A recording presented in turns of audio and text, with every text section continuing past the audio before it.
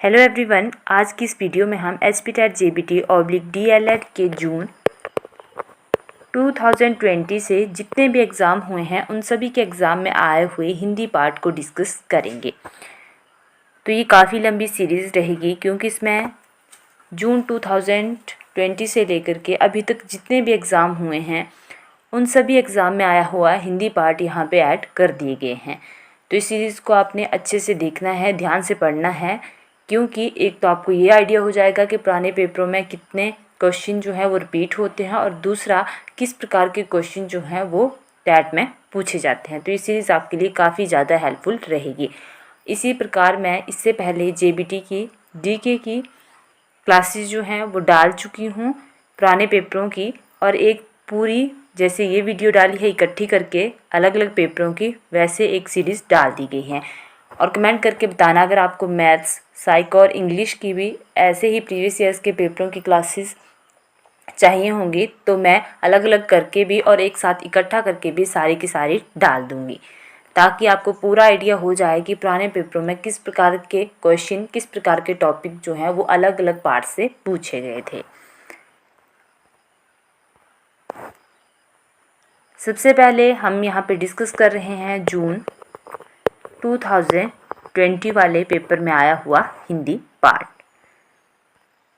Start करते हैं 61 से। वह लड़का गरीब है, इस वाक्य में विशेषण है। तो विशेषण के 4 प्रकार होते हैं, जिसमें प्रकार में आता है गुणवाचक विशेषण, संख्यावाचक विशेषण, परिमाणवाचक विशेषण और सार्वनामिक विशेषण। सबसे पहले गुणवाचक विशेषण, जिसमें किसी के गुण, दोष, दशावस्था आदि के बारे में बताया जाता है, वह गुणवाचक विशेषण होता है। नेक्स्ट बात करते हैं संख्यावाचक विशेषण की। तो संख्यावाचक विशेषण जिसमें किसी संख्या की बात की गई हो, जैसे शीला के पास 3 पुस्तकें हैं, तो यहाँ से पता चल रहा है कि अगर 3 आ गई तो 3 क्या हुई? संख्या। तो ये कैसा हो गया? संख्यावाचक विशेषण। नेक्स्ट बात करते हैं हम परिमाणवाचक विशेषण। परिमाणवाचक विशेषण की भी मैं आपको एग्जाम्पल से समझाती हूँ। जैसे गौरव 2 लीटर दूध पीता है, तो 2 लीटर क्या आ गया यहाँ पे? परिमाण, मतलब जिसे कि नापा तोला जा सके, आप ऐसे याद रख सकते हो। जहाँ पे कि नाप तोल की बात की जाए तो वो कौन सा विशेषण होता है? परिमाणवाचक विशेषण। अब नेक्स्ट है सार्वनामिक विशेषण। पहले तो आप ऐसे ही पता लगा सकते हो कि अगर गुणवाचक भी नहीं है, किसी गुण की बात नहीं है, किसी संख्या की बात नहीं है, कोई नाप तोल की बात नहीं है, तो उसके बाद जो बचता है वो सार्वनामिक विशेषण ही होता है। या फिर सार्वनामिक विशेषण जो है वो इसको ही निर्देशवाचक या संकेतवाचक विशेषण भी कहा जाता है, क्योंकि इस वाले विशेषण में किसी की तरफ जो है वो संकेत किया जाता है। संकेत से ही हम इसे पहचान सकते हैं। जैसे वह लड़का गरीब है, या फिर यह गाय मीठा दूध देती है। तो या तो ऐसे पहचान लो कि इन तीनों में से अगर कोई नहीं है तो फोर्थ यही बचता है, या फिर संकेत से पहचान लो कि कोई संकेत दिया गया है, जैसे वह लड़का, यह गाय, तो ऐसे भी इसका पता चल जाता है। बाकी जब टॉपिक वाइज आपको करवाया जाएगा तो हर एक चीज़ आपको अच्छे से वहाँ पे बताई जाएगी। गर्म शब्द की भाववाचक संज्ञा क्या है? करेक्ट आंसर रहेगा डी, गर्मी।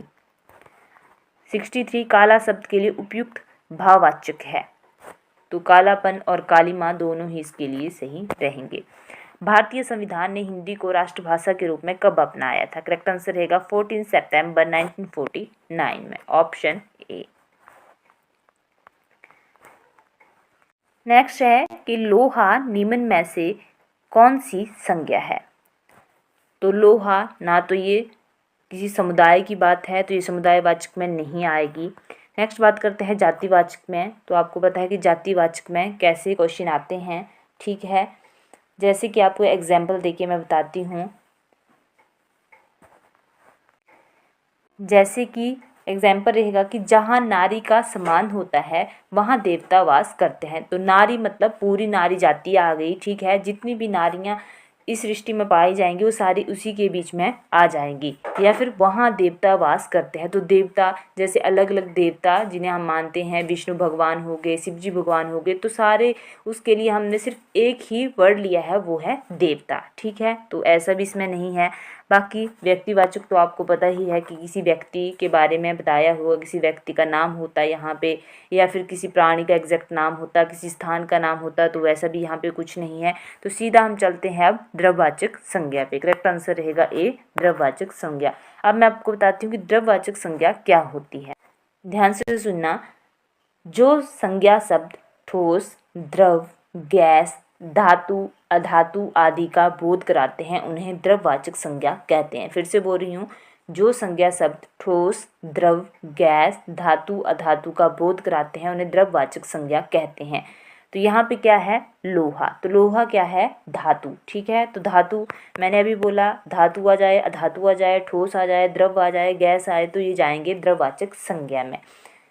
तो ये आपने ध्यान में रखना है कि द्रववाचक संज्ञा कौन सी होती है। या तो ठोस आएगा, द्रव आएगा, या कोई गैस आएगी, या फिर धातु या धातु आएगी। अगर इनमें से कोई भी आपको मिले तो आपने एकदम से आप पता लगा सकते हो कि ये कौन सी है, द्रववाचक संज्ञा है। नेक्स्ट है तटस्थ का विलोम है। करेक्ट आंसर रहेगा ए, पक्षपाती। नेक्स्ट है 67, ओजस्वी का विलोमार्थी क्या है। ये होता है निस्तेज। 68, चिर शब्द का अर्थ लिखें। ये चिर मतलब देर। 69, स्रोत स्मृति किस कवि की रचना है। सूर्यकांत त्रिपाठी निराला। ये तो डायरेक्ट क्वेश्चन है, जैसे हैं वैसे ही आपको याद करने पड़ेंगे। बच्चा की भाववाचक संज्ञा क्या है। तो बच्चा की भाववाचक संज्ञा होती है बचपन। Option B. नेक्स्ट है प्रार्थना का विशेषण है। ऑप्शन बी, प्रार्थी। नेक्स्ट है 72, गंगा, सुरेश, गीता और आगरा शब्दों में कौन सी संज्ञा है।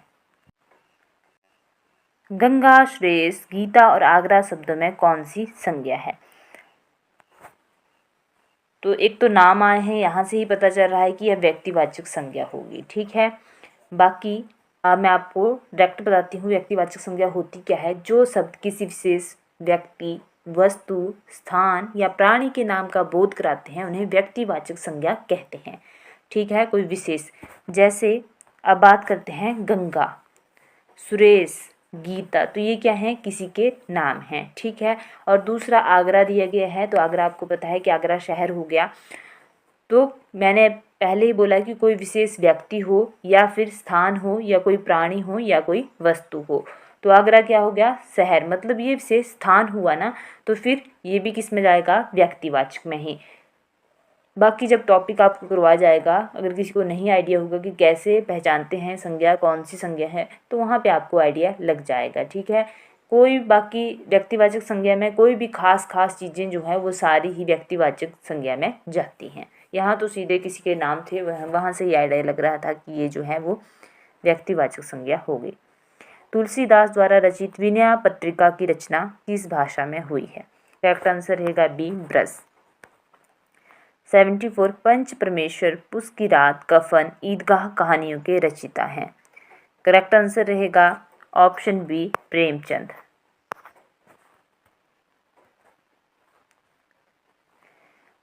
75, जिसे बुलाया गया ना हो। कई बार ये क्वेश्चन पेपरों में आता है, हिंदी में मैक्सिमम टाइम पूछा जाने वाला क्वेश्चन है, तो उन्हें कहा जाता है अनाहूत।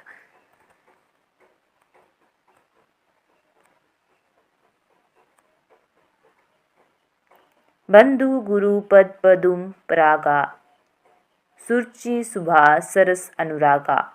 उपर्युक्त पंक्ति में कौन सा छंद है। करेक्ट आंसर रहेगा ऑप्शन ए, चौपाई।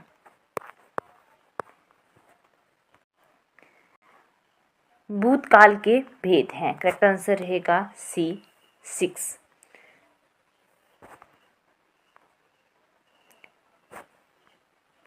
कौन कौन से है, एक हो गया सामान्य भूतकाल, आसन्न भूतकाल, पूर्ण भूतकाल, स्निग्ध भूतकाल, अपूर्ण भूतकाल और हेतु मध्य भूतकाल। हो सकता है कहीं भी पूछ ले जाए, नाम भी मैंने आपको बता दिए। 78, रचना के आधार पर वाक्य के भेद हैं। ऑप्शन सही रहेगा सी, 3। नेक्स्ट है खल का विलोम है। ऑप्शन ए, सज्जन। सज्जन इसके लिए सही आंसर रहेगा 80। संधि किसे कहते हैं, सही विकल्प चुनें। तो संधि जो है वो शब्दों के मेल को नहीं कहते हैं, लिपियों के मेल को भी नहीं कहते और भाषा के मेल को भी नहीं कहते हैं। वर्णों के मेल को संधि कहा जाता है। जब हम वर्णों को आपस में मिलाते हैं तब जो है हमारे पास संधि का निर्माण जो है वो होता है। नेक्स्ट है कान कतरना। मुहावरे का अर्थ है बहुत अधिक चालाक होना, चुगली करना, लड़ना, साथ छोड़ देना। तो ऑप्शन से ही पता लग रहा है, ऑप्शन जो है वो ए होगा, बहुत अधिक चालाक होना। नेक्स्ट है 82 जंगल में मोर नाचा किसने देखा लोकोक्ति का अर्थ है। सही आंसर रहेगा इसके लिए अनुपयुक्त स्थान पर गुण दिखाना।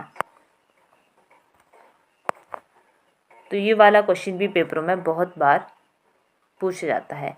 कोई ऐसा स्थान जहाँ पे आपके टैलेंट की कदर ही ना हो और वहाँ पे आप दिखाने लग जाओ, जिन लोगों को उसके बारे में समझ ही कुछ ना हो, तो उसे बोलते हैं कि जंगल में मोर नाचा किसने देखा।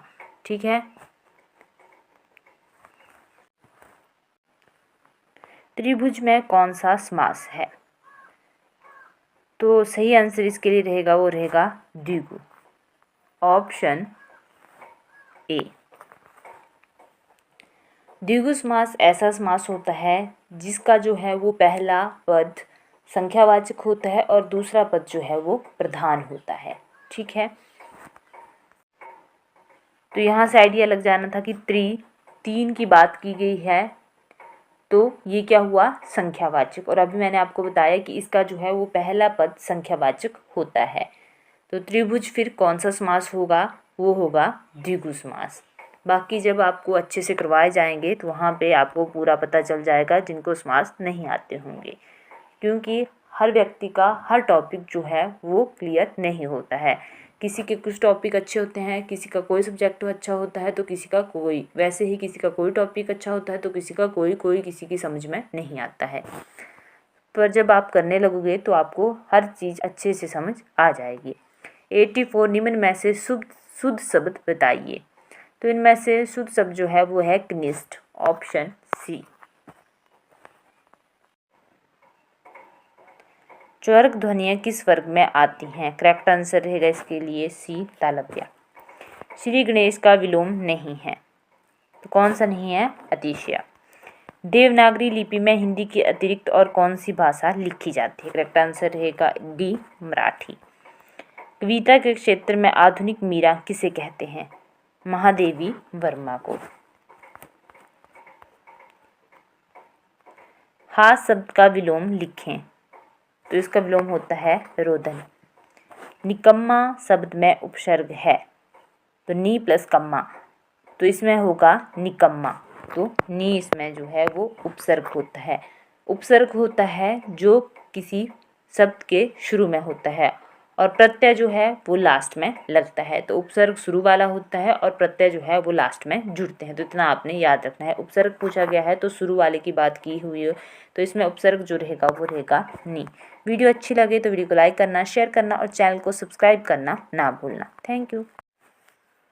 हेलो एवरीवन, आज की इस वीडियो में एचपीटैट जेबीटी DLED के नवंबर 2020 के पेपर में आए हुए हिंदी पार्ट को डिस्कस किया जाएगा। इससे पहले वाली वीडियो में आप जून 2020 के पेपर का हिंदी पार्ट जो है वो देख सकते हैं। ऐसे ही आपको जेबीटी के जितने भी आपको 5 पार्ट्स आते हैं पेपर में, जीके हो गया, हिंदी, इंग्लिश, मैथ, उन सभी की ही वीडियो ऐसे मिल जाएंगी। क्वेश्चन नंबर 61, निम्नलिखित में से कौन सा विराम चिन्ह उद्धरण चिन्ह है। तो 4 ऑप्शन यहाँ पे दिए गए हैं। सबसे पहले जो ये वाला चिन्ह दिया गया है इसको बोला जाता है पूर्ण विराम, तो ये हो गया पूर्ण विराम। ये जो दूसरे नंबर पे बी ऑप्शन पे दिया गया है इसे बोला जाता है कोष्ठक चिन्ह, और ये जो डी पे दिया गया है इसे कहा जाता है अर्धविराम, और ये जो चिन्ह हमारे पास बचता है इसे बोला जाता है उद्धरण चिन्ह। तो 4 आपको यहाँ से क्लियर हो गए। करेक्ट आंसर रहेगा सी। नेक्स्ट है 62, वाक्यांश के लिए एक शब्द लिखिए। अमृत के समान वचन। करेक्ट आंसर रहेगा, वाक्यांश के लिए एक शब्द बताना था। करेक्ट आंसर रहेगा डी वचनामृत। 63, लड़कियां शतरंज का खेल देख रही हैं। रेखांकित क्रिया का भेद है। तो लड़कियां क्या देख रही हैं? शतरंज को।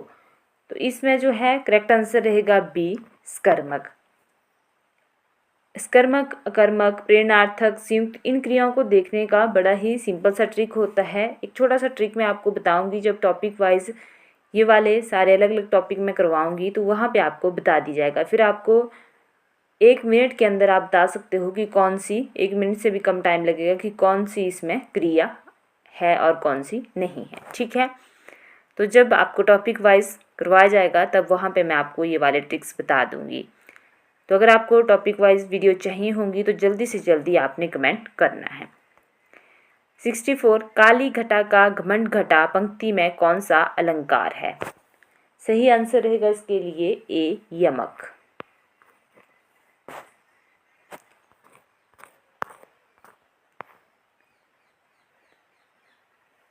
बंधु गुरु पद पदुम परागा, सुरुचि सुवास सरस अनुरागा, उपर्युक्त पंक्तियों में कौन सा छंद प्रयुक्त हुआ है? सही आंसर रहेगा इसके लिए ऑप्शन बी, चौपाई। 66, अरे तुम आगे वाक्य में कौन सा कारक प्रयुक्त हुआ है? अरे, तो आपको पता है ये वाला आता है संबोधन कारक का ये चिन्ह है। पूरा ही मैं आपको बता देती हूँ। 8 हमारे पास कारक होते हैं और 8 ही उनके कारक चिन्ह होते हैं। तो कर्ता ने, कर्म को, करण से के द्वारा, संप्रदान को के लिए, अपादान से जुदाई, संबंध का के की, रा रे री, ना ने नी, अधिकरण में पर, संबोधन हे, आरे, ओ, ए। तो संबोधन में आते हैं हमारे पास चिन्ह हे, आरे, हो, ए। तो करेक्ट आंसर रहेगा इसके लिए सी, ये होगा संबोधन। 67, अंदर छूत नहीं बाहर दूर दूर लोकोक्ति का अर्थ है। करेक्ट आंसर रहेगा बी, मन में कुछ बाहर कुछ। 68, कविता हमारे परिपूर्ण क्षणों की वाणी है, किसके मतानुसार है? सही आंसर रहेगा इसके लिए बी, सुमित्रानंदन पंत। सुमित्रानंदन पंत इसके लिए सही आंसर रहेगा। 69, लाख का घर राख होना मुहावरे का अर्थ है। करेक्ट आंसर रहेगा धनी का निर्धन हो जाना। ये ऐसे सिंपल से मुहावरे ही जेबीटी में डालते हैं, जो अगर आपको नहीं भी आते होंगे, आपने पहले नहीं पढ़ा होगा, तो जिस तरह से इन्होंने ऑप्शन दिए होते हैं वहाँ से ही निकालने में बिल्कुल आसानी होती है, पता चल जाता है किसका सही आंसर जो है वो कौन सा होगा। नेक्स्ट है, वह पढ़ता तो पास हो जाता वाक्य में कौन सा कारक है? इसके लिए सही आंसर रहेगा हेतु, हेतु मद भूत। एक तो यहाँ भूतकाल का वाक्य है। हेतु, हेतु मद भूतकाल वाक्य क्या होता है? इसमें पता क्या होता है, एक काम का एक तो हेतु, हेतु मद वर्तमान में भी मिलेगा आपको, भूतकाल में भी मिलेगा और भविष्य में भी मिलेगा। तीनों में ही क्या होता है कि किसी क्रिया के जिस रूप से यह पता चले कि बीते हुए समय में किसी कार्य का होना या नहीं होना किसी दूसरी क्रिया के होने या ना होने पर निर्भर करता है। सिंपल बात में अगर मैं बोलूं तो इसमें क्या होता है कि एक क्रिया का होना ना होना दूसरी क्रिया के होने ना होने पे निर्भर करता है। जैसे कि देखो यहाँ पे भी 2 क्रिया हैं कि वह पढ़ता तो पास हो जाता, मतलब एक काम का होना ना होना किसी दूसरे काम के होने ना होने पे डिपेंड करता है। तो एक तो यहाँ पे लिखा है कि वह पढ़ता तो पास हो जाता। पहली बात, अगर कोई व्यक्ति है जैसे अगर वो टाइम का पढ़ लिया होता तो वो पास हो जाता जब रिजल्ट आता, ठीक है। तो यहाँ पे दिया गया है कि वह पढ़ता तो पास हो जाता, मतलब वो पढ़ा ही नहीं, इसका मतलब वो फेल हो गया है। अगर वो पढ़ता तब पास होता जा करके। तो एक तो इससे ही पता चल रहा है कि ये चीज़ जो है हमारे पास ये घटना घट चुकी है। तो घट चुकी है मतलब ये भूतकाल में जा रहा है, ठीक है। अगर भविष्य का होता तो ऐसा आता कि अगर वह पढ़ेगा तो पास हो जाएगा, ठीक है। तो वो भविष्य होता तो उसको बोलते हेतु, हेतु मद भविष्य। ऐसे ही वर्तमान का होता, अगर वर्तमान टाइम में पूछा होता तो फिर वो होता हेतु, हेतु मद वर्तमान। तो ये था भूतकाल का। और सीधे याद रखना है कि हेतु, हेतु मद जो हमारे पास वाक्य होता है उसमें होता क्या है कि किसी एक काम का होना ना होना दूसरे काम पे होने ना होने पे डिपेंड करता है। जैसे कि यहाँ एक काम हो गया कि अगर वह पढ़ता, दूसरा होता पास हो जाता, ठीक है। तो ये दो अलग अलग काम हो गए, तो एक काम का होना ना होना दूसरे पे होने ना होने पे डिपेंड करता है, ठीक है। तो यहीं से पता चल जाता है कि ये हेतु हेतु मद है, ठीक है। वाक्य हमारे पास आगे वर्तमान भूतकाल भविष्य का है, उसका आइडिया लग जाता है कि अगर हो चुका है तो भूतकाल का, अगर हो रहा है तो वर्तमान का, अगर होगा भविष्य में तो फिर भविष्य का होगा वो वाक्य। तो यहाँ से पता चल जाता है और ये सबसे आसान होता है हेतु हेतु मद वाला वाक्य देखने में। बाकी अपूर्ण असन्या ये आपको दिए गए हैं, इनको आप फिर भी ढूंढने में थोड़े कंफ्यूज हो सकते हो। और हेतु हेतु मद ऐसा वाक्य है, इसको चाहे किसी भी काल का हो, वर्तमान का हो, भूतकाल का हो, भविष्य का हो, एकदम आप इसे पहचान सकते हो कि कौन सा यहाँ पे पूछा गया है। नेक्स्ट है 71, नीलकंठ शब्द में कौन सा समास है। तो नीलकंठ आपको पता है कि किन्हें कहा जाता है, तो करेक्ट आंसर रहेगा डी, बहुब्रीहि, जहाँ पे अर्थात किसी का आंसर जो है हमारे पास मिल जाता है। 72, तुलसीदास द्वारा रचित रामचरितमानस को किस भाषा में लिखा गया है। सही आंसर रहेगा अवधी, ऑप्शन सी। नेक्स्ट है वह कौन सा वाचन है जो गद्य में तो प्रयुक्त होता है परंतु पद में नहीं। तो ऐसा वाचन है हमारे पास ऑप्शन ए मौन। मौन वाचन जो है वो गद्य में तो प्रयुक्त होता है परंतु पद में नहीं। 74, किस विधि में पहले उदाहरण और बाद में परिभाषा दी जाती है। तो हमारे पास आगमन विधि ऐसी विधि होती है जिसमें पहले उदाहरण दिया जाता है और बाद में जो है वो परिभाषा दी जाती है, ऑप्शन डी। नेक्स्ट पूछा गया है कि ये दो कौन से व्यंजन हैं। तो ये दोनों को जो है वो उत्क्षिप्त व्यंजन कहा जाता है। ये वाला क्वेश्चन जेबीटी में और अदर कॉम्पिटिटिव एग्जाम में भी मैक्सिमम टाइम जो है वो पूछा जाता है। आगे आगे जैसे मैं जेबीटी के पेपर यहाँ पे डालती जाऊँगी तो खुद आपने देखना है कि जेबीटी में चाहे किसी भी पार्ट की बात कर लो, मैक्सिमम क्वेश्चन रिपीट ही होते हैं। अगर रिपीट वहाँ से नहीं होंगे तो उस टॉपिक से होंगे, अदरवाइज मैक्सिमम क्वेश्चन जो है वो रिपीटेड ही होते हैं या मिलते जुलते होते हैं। जहाँ से आइडिया होता है, आपने अगर वो टॉपिक पढ़ा हो तो आप निकाल सकते हो, चाहे आसान क्वेश्चन आया हो चाहे डिफ़िकल्ट सा आया हो। नेक्स्ट है निम्नलिखित में से कौन सा शब्द आत्मा का पर्यायवाची नहीं है। तो वो रहेगा वैभव। बाकी चैतन्य, ब्रह्मा, विभु ये सारे के सारे जो हैं वो आत्मा के पर्यायवाची हैं।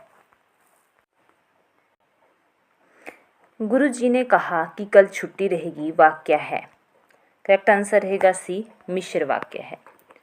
सरल वाक्य की पहचान है जो बिल्कुल ही सिंपल हो, ठीक है। जैसे वर्षा हो रही है, मोहन पतंग उड़ा रहा है, एकदम से पता चल जाता है कि यह सरल वाक्य है।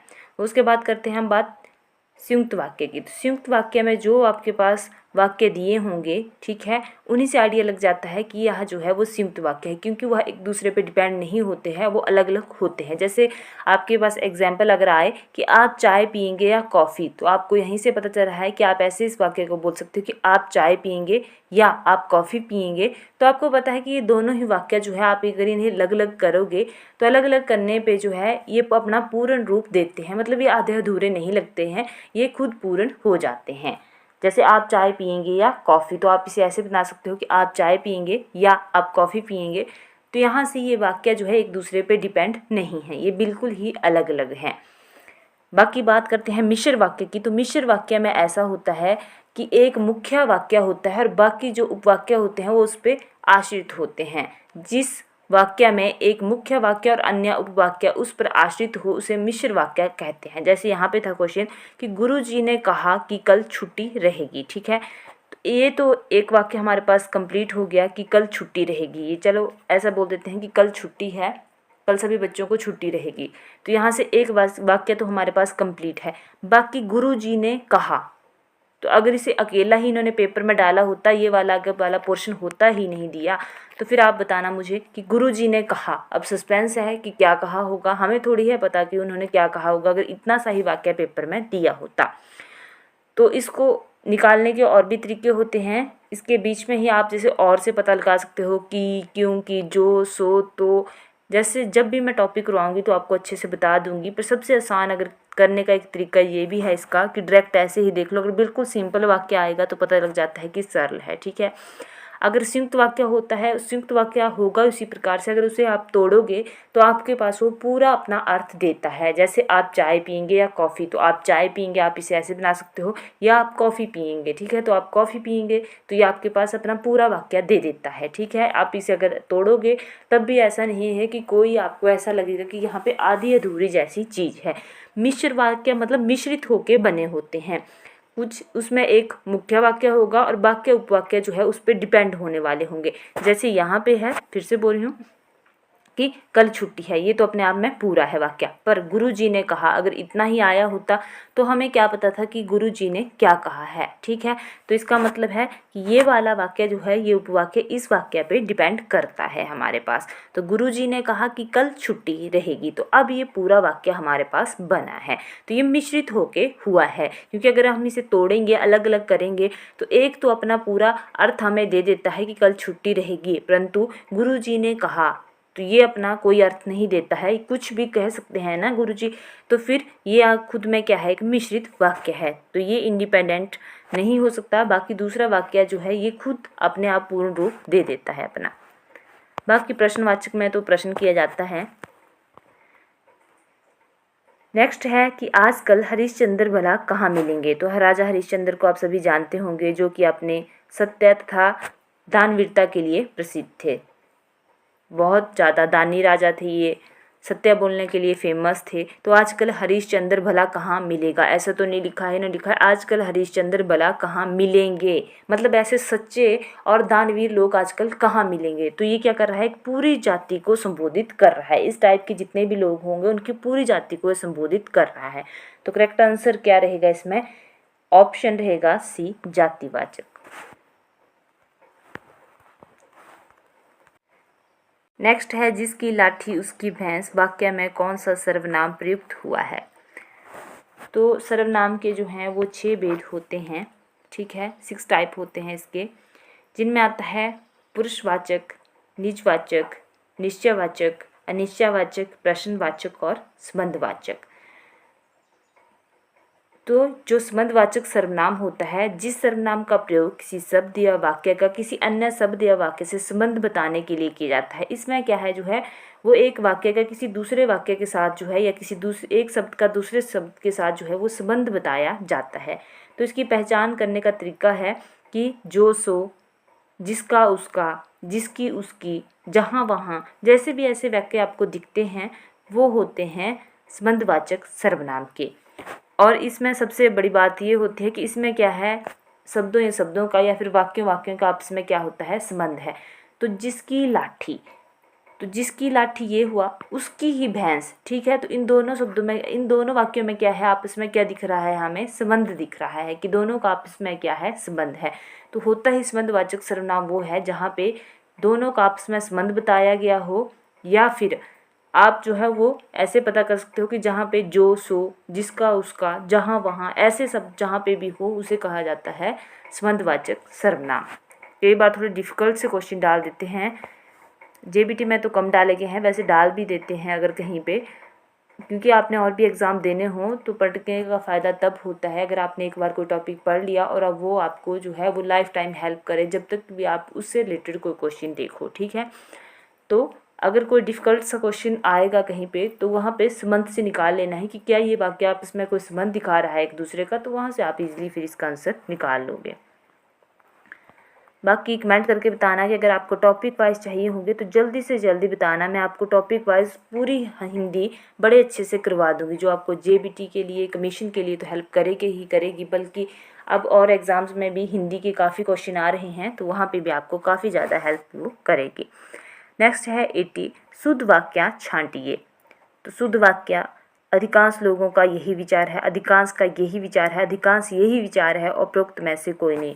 तो देखिए जी, अधिकांश यही विचार है, कुछ जम सा नहीं रहा है, अधिकांश का यही विचार है या अधिकांश लोगों का यही विचार है, तो सबसे स्टीक सा कौन सा लग रहा है इनमें, अधिकांश लोगों का यही विचार है। तो करेक्ट आंसर रहेगा 80। नेक्स्ट है 81, हिंदी की चिंदी निकालना मुहावरे का अर्थ है। तो किसी बात की तह तक पहुंचना, मतलब किसी बात की जड़ तक जाना जो है उसे कहते हैं हिंदी की चिंदी निकालना। जेबीटी में फिर से बोल रही हूँ, क्वेश्चन रिपीट होते हैं, पुराने पेपरों का क्वेश्चन कर लेना आपने, क्योंकि यहाँ से अगर कुछ क्वेश्चन रिपीट होंगे तो आपको ही हेल्प रहेगी। 82 हे भगवान रक्षा करो वाक्य में कौन सा कारक प्रयुक्त हुआ है। अभी मैंने आपको बोला कि जो संबंध कारक होता है उसमें क्या होता है, उसमें आते हैं हे, अरे, ओ, ए। तो अरे पीछे आया था तो वहाँ पे भी हमने बताया कि कौन सा है, संबोधन। तो यहाँ पे आया हे, तो हे भी किस में आता है, संबोधन में ही। ये कारक पूरक बिल्कुल छोटे छोटे टॉपिक है और सीधे नंबर आपको दिला देते हैं। 83 शुद्ध वाक्य छांटिए, शुद्ध वाक्य बताना है इसमें भी। तो सबसे अच्छा देखना आपको कौन सा लगेगा, पढ़ के ही पता चल जाता है। राम थक कर अपने उसके घर में सो गया, उसके घर में थक कर राम सो गया, थक कर राम उसके घर में सो गया, उपरोक्त में से कोई नहीं। तो सही, सबसे सही स्टिक सा इसमें जो लग रहा है सबसे सही, बचपन से हम हिंदी पढ़ते आते हैं तो यही पता चल जाता है कि राम थक कर उसके घर में सो गया।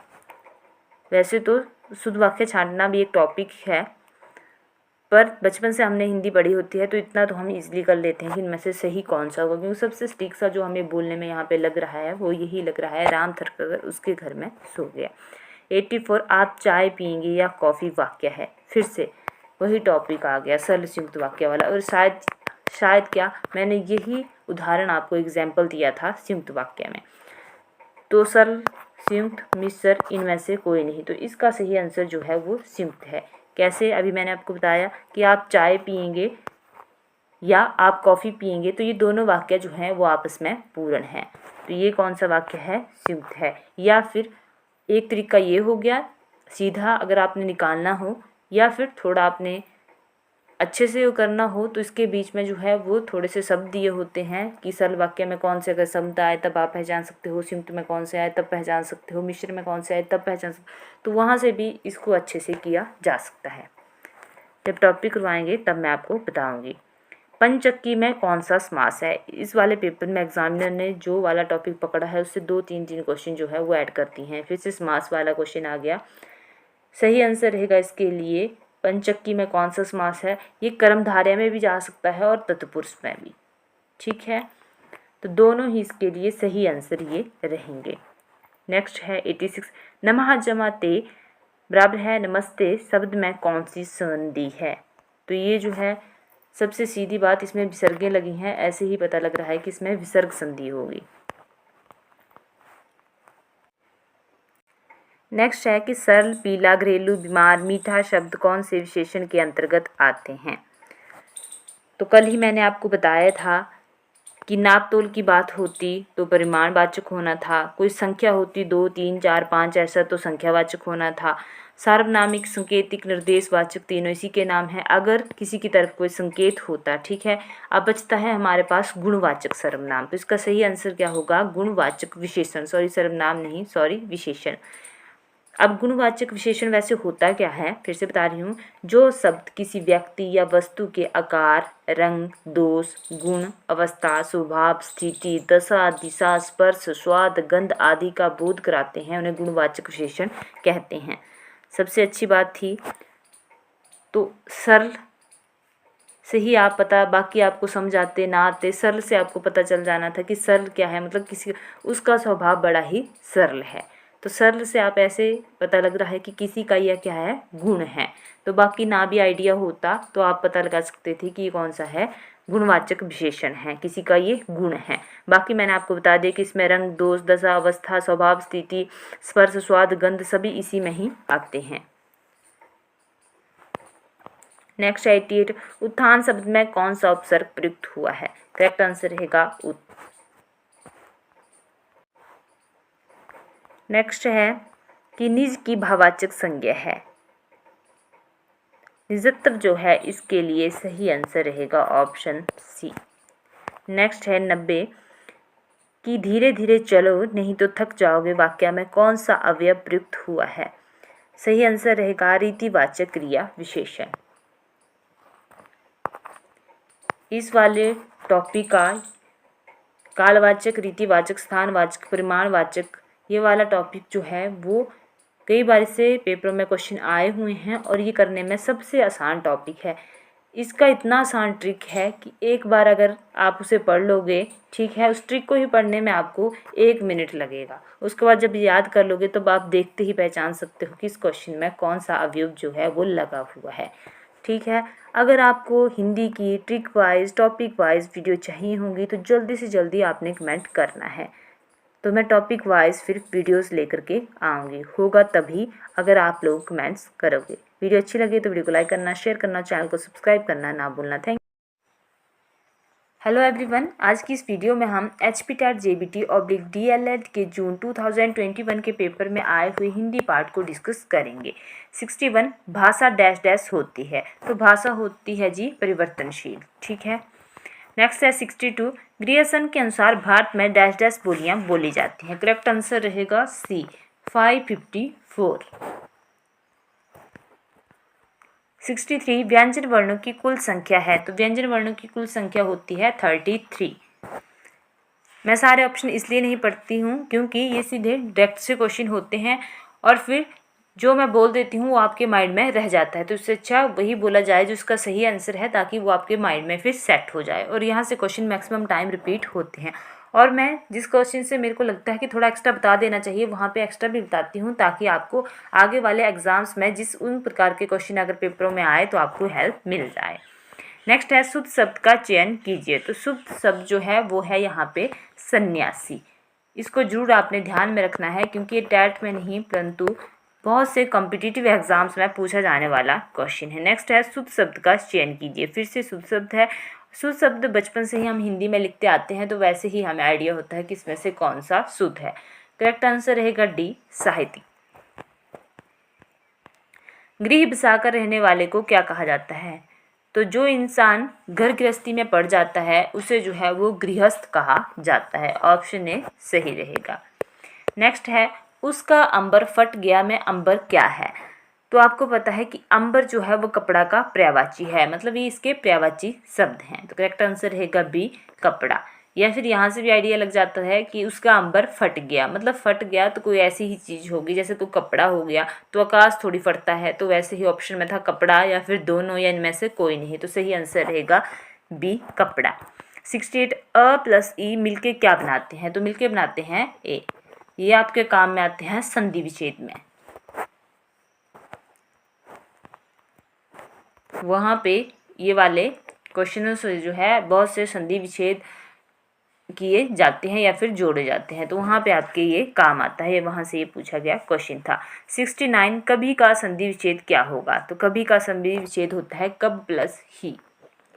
जब टॉपिक वाइज आपको ये क्वेश्चन करवाए जाएंगे तो आपको अच्छे से पता लग जाएगा कि कैसे ये बनते हैं। जिसका किस सर्वनाम का यौगिक रूप है, तो जिसका, तो ये बनता है जो से, जो जिसका, तो वहाँ से आपने इसको ध्यान में रखना है। बाकी कौन से सर्वनाम होते हैं, कैसे कैसे बनते हैं, वो मैं आपको टॉपिक वाइज जब करवाने लगूंगी तो हर एक चीज़ आपको अच्छे से मैं करवा दूंगी। 71 सुंदर विशेषण का रूप स्त्रीलिंग में होगा, सही आंसर रहेगा सुंदर, ऑप्शन सी। पवित्रता से विशेषण बनेगा, ऑप्शन सही रहेगा 72 पवित्र। नेक्स्ट रहेगा भविष्यत काल से किस समय का बोध होता है, सीधा ही आसान क्वेश्चन है। भविष्यत मतलब आने वाला समय, चल रहा समय वर्तमान, बीता हुआ समय भूतकाल। नेक्स्ट है 74 इंदिरा जी एक बार पटना आई थी में जी कौन सा निपात है, तो देखिए जी हम किसी के साथ क्यों लगाते हैं, उसे आदर देने के लिए, ठीक है, तो इसका सही आंसर क्या रहेगा आदर बोधक, क्योंकि इसमें कोई सीमा नहीं है, ना ही किसी बल का प्रयोग किया गया है, ठीक है, तो इसका सही आंसर जो रहेगा वो रहेगा आदर बोधक। 75 अपढ़ का शाब्दिक अर्थ है जो पढ़ने योग्य ना हो, जो पढ़ा ना गया हो, जिसका पढ़ना मना हो, जो पढ़ा लिखा ना हो, तो इसके लिए सही आंसर है जो पढ़ा लिखा ना हो, ऑप्शन डी। नेक्स्ट रहेगा ओजस्वी का विलोमार्थी क्या होगा, तो ये भी मैक्सिमम टाइम पेपरों में पूछा जाने वाला क्वेश्चन है। करेक्ट आंसर रहेगा सी निस्तेज। आपने जितने भी आपके पुराने पेपर हुए हैं जितने मैंने 2020 से डाल दिए हैं या इससे पहले वाले हैं वो सारे पढ़ लेना, क्योंकि वहाँ से मैक्सिमम क्वेश्चन जो है रिपीट पुराने पेपरों से ही हो जाते हैं। और ओजस्वी वाला क्वेश्चन जो है वो बहुत से कॉम्पिटिटिव एग्जाम्स में पूछे जाने वाला क्वेश्चन है। 77 ताजमहल क्या ही सुंदर है, ये कैसा वाक्य है। तो ताजमहल क्या ही सुंदर है ये पूछा गया है कि किस प्रकार का वाक्य है। तो आपको पता है कि ये होगा विस्मयार्थक, ऑप्शन सी, क्योंकि ना इसमें कोई इच्छा है ना ही इसमें विधानार्थक है, ये तो करेक्ट आंसर रहेगा सी। नेक्स्ट है न तीन में ना तेहरा में। इसको तो हम अपनी आम बोलचाल में ही कई बार बोलते हैं कि ना वो व्यक्ति तीन में है ना तेहरा में, ठीक है, तो किसी काम का ना होना। तो हम आपने बहुत बार अपने बोलचाल में भी सुना होगा बहुत से व्यक्तियों के मुंह से कि ना तीन में ना तेहरा में, मतलब किसी काम का ना होना। ऐसा नहीं है, एग्जैक्ट मीनिंग भी डालते हैं कई बार, जो है वो घुमा फिरा के उस मुहावरे का अर्थ जो है वो डाला होता है ताकि आप उसकी जड़ तक पहुंच सको कि इससे मिलता जुलता कौन सा रहेगा। 79 काठ का उल्लू, तो ये होता है नीरा मूर्ख, ऑप्शन सी। नेक्स्ट है ब्रह्म राक्षस, ऑप्शन डी मुक्तिबोध। 81 महाभारत बोलने का मतलब है कि महाभारत के रचयिता कौन है, तो करेक्ट आंसर रहेगा सी, वेद व्यास। 82 शब्द और अर्थ द्वारा वाक्य की शोभा को द्विगुणित करने वाले साधन को क्या कहते हैं, तो साधन को कहा जाता है अलंकार। हिंदू रीति के अनुसार हमारे कुल कितने संस्कार हैं, तो हमारे होते हैं टोटल 16 संस्कार, ऑप्शन सी। इस वाले पेपर में डायरेक्ट क्वेश्चन बहुत से थे। नेक्स्ट है रीति काल में वीर रस के कवि हैं, ऑप्शन ए भूषण। नेक्स्ट है निम्न में से कौन सी पुस्तक महादेवी वर्मा द्वारा लिखित नहीं है, तो सही आंसर रहेगा ए उर्वशी।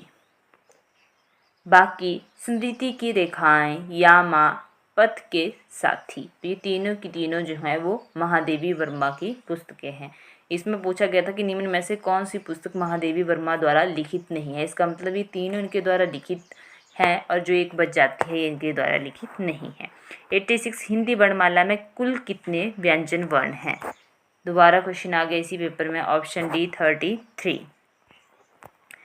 नेक्स्ट 87 कृपया जाएं यह कैसा वाक्य है, करेक्ट आंसर रहेगा अनुरोधवाचक, क्योंकि इसमें ना कोई प्रश्न पूछा गया है ना ही इसमें कोई आज्ञा है, इसमें था अनुरोध कि कृपया जाएं। नेक्स्ट है सरस्वती पत्रिका का संपादन किसने किया, तो ये जो सरस्वती पत्रिका है इसका संपादन किया है महावीर प्रसाद द्विवेदी द्वारा, ऑप्शन बी। 89 खड़ी बोली का प्रथम महाकाव्य है, तो खड़ी बोली का प्रथम महाकाव्य था प्रिया प्रवास, ऑप्शन बी। विश्वामित्र की तपस्या किसने भंग की थी, तो ये करी थी मेनका ने। तो इस वाले पेपर में आज थोड़ा एक्स्ट्रा बताने को कुछ भी नहीं था, जो थोड़ा बहुत था वो मैंने आपको बता दिया, जहाँ पे होता है मैं बता देती हूँ। बाकी अगर आपको हिंदी के सारे टॉपिक की वीडियो चाहिए होगी तो आपने कमेंट करके बताना है, मैं संज्ञा से स्टार्ट करूँगी, अच्छे से सारा आपको विकर्ण करवा दूँगी, जितना आपको पेपर में आता है वहाँ तक जो है आपको सारा ही करवा दिया जाएगा, परंतु होगा तभी अगर आप टाइम के कमेंट करोगे, ताकि मैं फिर पेपर से पहले आपको यहाँ पे क्लासेस दे दूँ। वीडियो अच्छी लगे तो वीडियो को लाइक करना, शेयर करना, चैनल को सब्सक्राइब करना ना भूलना। Thank you. हेलो एवरीवन, आज की इस वीडियो में हम HP TET JBT DLED के नवंबर 2021 के पेपर में आए हुए हिंदी पार्ट को डिस्कस करेंगे। स्टार्ट करते हैं। 61 मारपीट में कई लड़के घायल हो गए, रेखांकित शब्द में कौन सा विशेषण है, तो आपको पता है कि विशेषण 4 प्रकार का होता है, गुणवाचक विशेषण, संख्यावाचक विशेषण, परिमाणवाचक विशेषण और सार्वनामिक विशेषण। गुणवाचक विशेषण होता है उसमें गुण की बात होती है, संख्यावाचक में संख्या होती है, परिमाणवाचक में नापतोल की बात होती है और सार्वनामिक विशेषण में जो यह संकेत कोई ऐसी बात होती है। तो यहाँ पे देखिए कि मारपीट में कई लड़के घायल हो गए, ना इसमें कोई गुण है, ना कोई नापतोल है, ना ही कोई संकेत है, बाकी बचती है संख्या। तो ठीक है, कुछ, कोई, 3, 4, 5, 1, 2 ये सारे किस में आते हैं? ये सारे आते हैं संख्या में। ठीक है, तो सही आंसर क्या रहेगा इसके लिए? सी, संख्यावाचक। नेक्स्ट रहेगा प्रयत्न के आधार पर व्यंजनों के भेद हैं। करेक्ट आंसर रहेगा सी, 3। ये डायरेक्ट क्वेश्चन होते हैं, एसजीटीसी आपको याद करने होते हैं। नेक्स्ट है क्वेश्चन कि तहसीलदार, जेल खाना, खून पसीना शब्द हैं। पूछा गया है कि किस प्रकार के शब्द हैं, तो इसका सही आंसर रहेगा सी, संकर शब्द। बाकी संकर शब्द वो शब्द होते हैं जो कि दो अलग अलग भाषाओं से बने होते हैं। ठीक है, दो भिन्न भिन्न भाषाओं के शब्दों को मिलाकर संकर शब्द बनते हैं। ये दो अलग अलग भाषाओं से मिलके जो हैं वो बने होते हैं। जैसे तहसील प्लस दार, जेल प्लस खाना, खून प्लस पसीना, तो इसमें अलग अलग जो है वो दो भाषाएं लेकर के इन्हें इकट्ठा बनाया गया है। जैसे दार जो है ये फारसी का शब्द है, तो तहसील प्लस दार। बाकी जब आपको टॉपिक वाइज करवाया जाएगा तो वहाँ पे अच्छे से बता दिया जाएगा। नेक्स्ट है 64, पूछा गया है कि व्यंजन है, किस प्रकार की ये व्यंजन है। करेक्ट आंसर रहेगा बी, उत्क्षिप्त। सही आंसर रहेगा उत्क्षिप्त। नेक्स्ट रहेगा पराक्रम में उपसर्ग है। करेक्ट आंसर रहेगा ऑप्शन बी, परा। वह शब्दांश या अवयव जो किसी शब्द के पहले लगकर उसके मूल अर्थ में परिवर्तन कर विशेष अर्थ प्रकट करते हैं, वह उपसर्ग कहलाते हैं। सीधा आपने याद रखना है कि उपसर्ग जो है वो शुरू में लगते हैं। नेक्स्ट रहेगा कि 66 कि झगड़ालू में प्रत्यय है, तो प्रत्यय जो होते हैं वो बाद में लगते हैं। उपसर्ग वाक्य के शुरू में लगते हैं किसी शब्द के, और जो प्रत्यय होते हैं वो बाद में लगते हैं शब्द के। ठीक है, तो करेक्ट आंसर रहेगा इसके लिए ए, आलू। प्रत्यय मतलब पीछे लगेंगे ये जाकर के। नेक्स्ट है यदि निशा आई होती तो मैं अवश्य चलता। तो इन्होंने दिया है कि यदि निशा आई होती तो मैं अवश्य चलता। वाक्य में कौन सा भूतकाल है? एक तो इन्होंने खुद दे दिया है कि ये कौन सा है, ये भूतकाल का वाक्य है। अब इसमें पहचानना है कि कौन सा भूतकाल का कौन सा वाक्य है। तो ऐसा वाक्य जिसमें दो क्रिया का मेल हो और एक क्रिया का होना ना होना दूसरे क्रिया के होने पे डिपेंड करता हो, उसे कहा जाता है हेतु हेतु मद भूतकाल।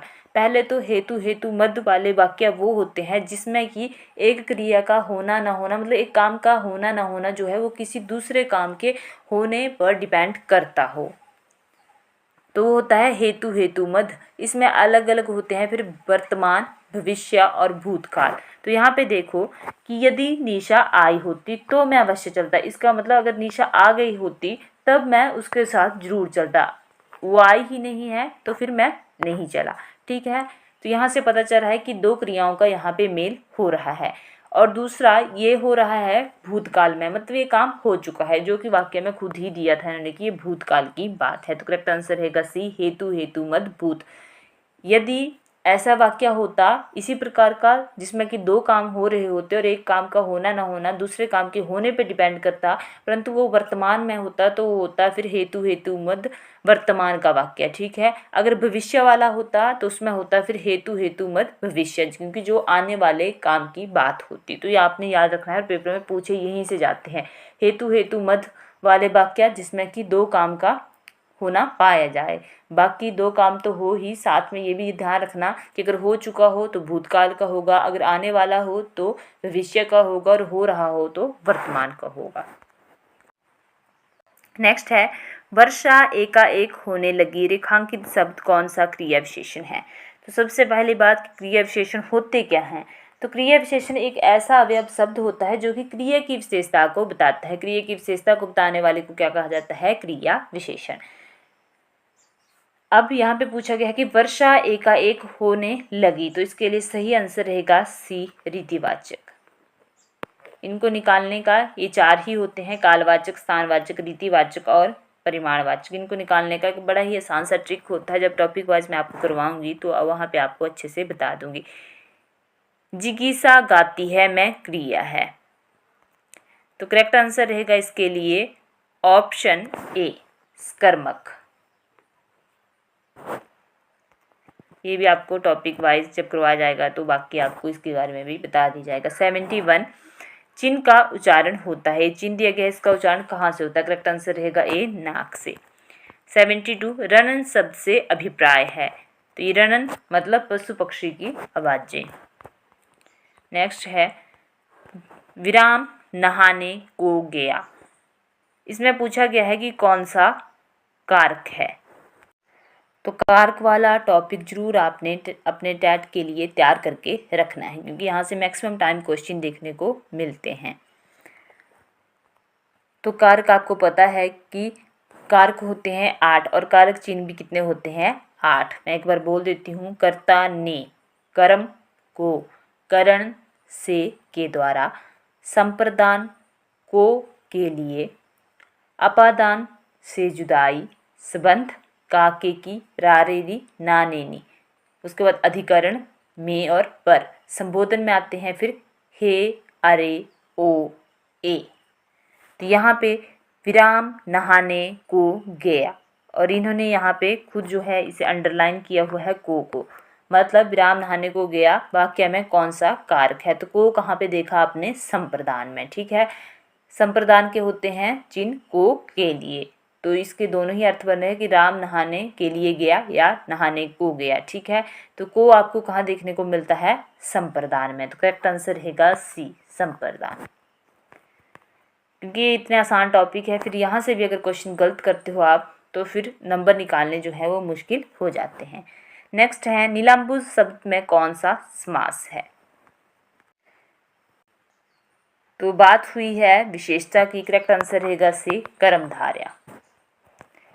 75 कान में तेल डाले बैठे रहना लोकोक्ति का अर्थ है। तो इसका अर्थ होता है कि कुछ सुनने को तैयार ना रहना, ठीक है। बाकी आपको पता है कि इसके साथ मैच नहीं कर रहे थे। कपटपूर्ण व्यवहार, कहने से काम ना करना, व्यर्थ बैठे रहना, तो इसके लिए स्टिक सा जो था वो करेक्ट आंसर रहेगा सी। नेक्स्ट है 76 तंबाकू किस भाषा का शब्द है।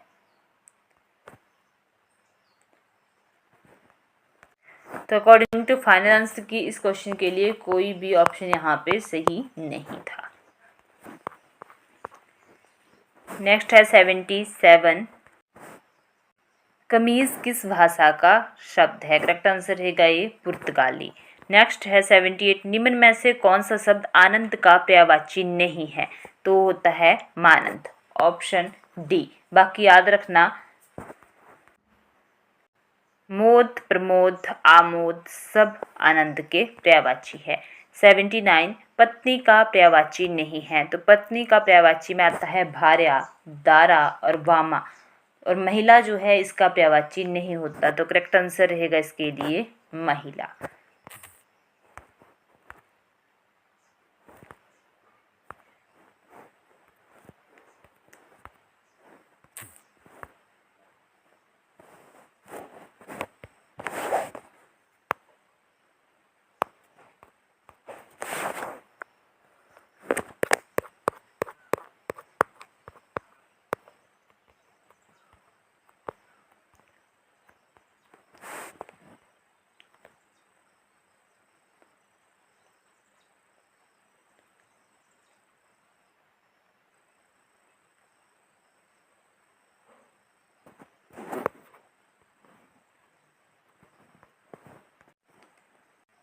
नेक्स्ट रहेगा 80 स्नोहो राम जही शिव धनु तोरा, साहस पाऊ सम सो रिपु मोरा, सो बिलगाऊ बिहाई समाजा, ना तय मारे जय है सब राजा। उपर्युक्त पंक्ति में कौन सा रस है। करेक्ट आंसर रहेगा बी रोधर रस।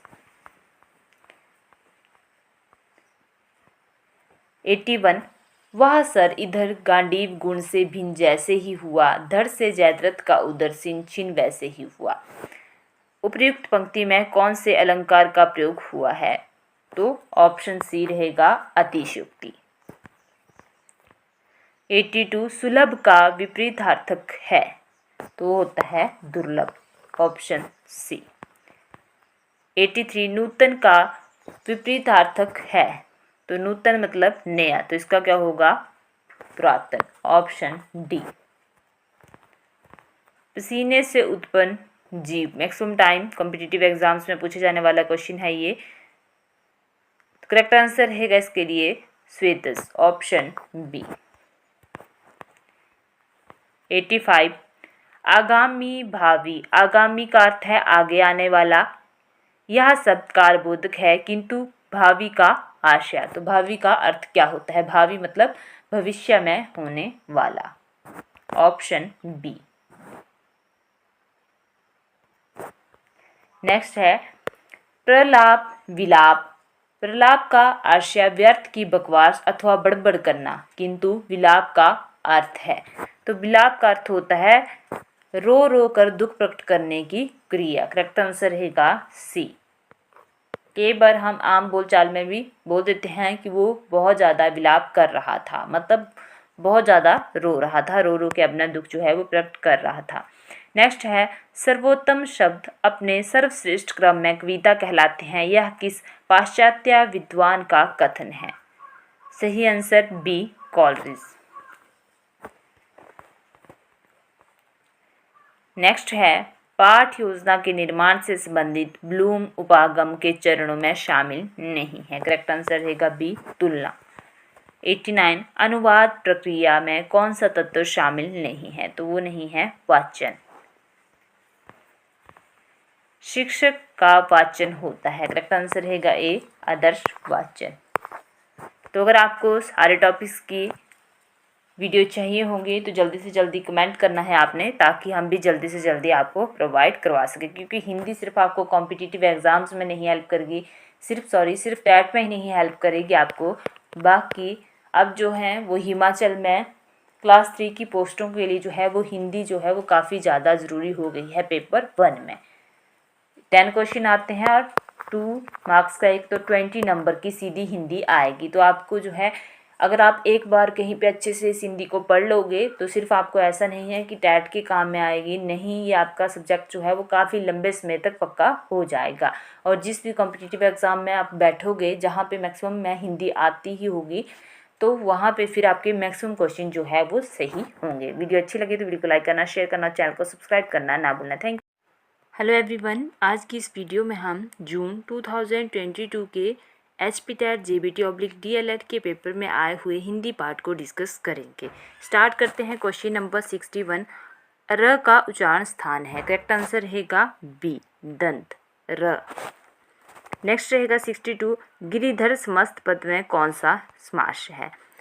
62 के लिए करेक्ट आंसर रहेगा ए, बहुब्रीहि समास। नेक्स्ट है 63। किसी भी भाषा की मौखिक ध्वनियों को प्रकट करने वाले लेखन चिन्हों को क्या कहते हैं? सही आंसर रहेगा बी, लिपि। नेक्स्ट है 64। उत्पत्ति या स्रोत के आधार पर शब्द कितने प्रकार के होते हैं? करेक्ट आंसर रहेगा 64 के लिए सी और डी दोनों ही इसके लिए सही माने गए हैं, 5 और 4। ऑप्शन सी और डी दोनों ही इसके लिए सही है। ऑप्शन, एक मिनट, ऑप्शन सी और डी। नेक्स्ट रहेगा अटालिका शब्द है। पूछा गया है कि किस प्रकार का शब्द है? तत्सम है, तद्भव है, देशज है या विदेशिज है? करेक्ट आंसर रहेगा 65 के लिए ए, तत्सम। 66। समूहवाची शब्द कुंज किसके साथ प्रयोग किया जाता है? सही आंसर रहेगा ऑप्शन बी, लताओं का।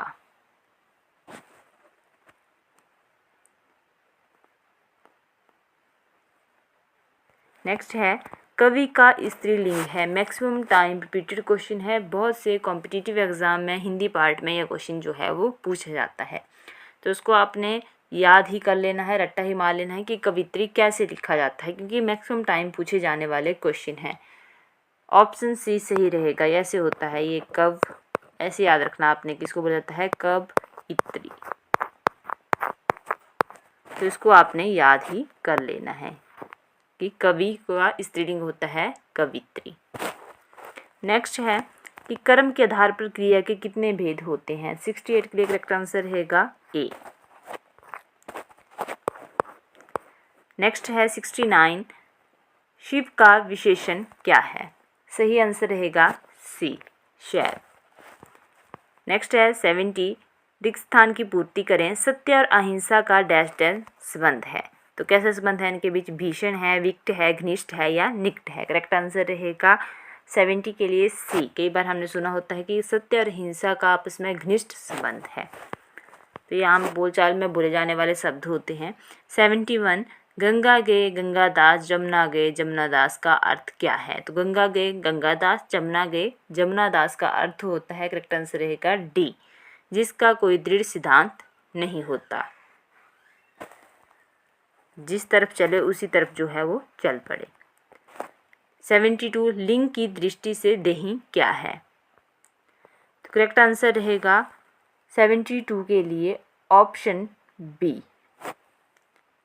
पुल्लिंग।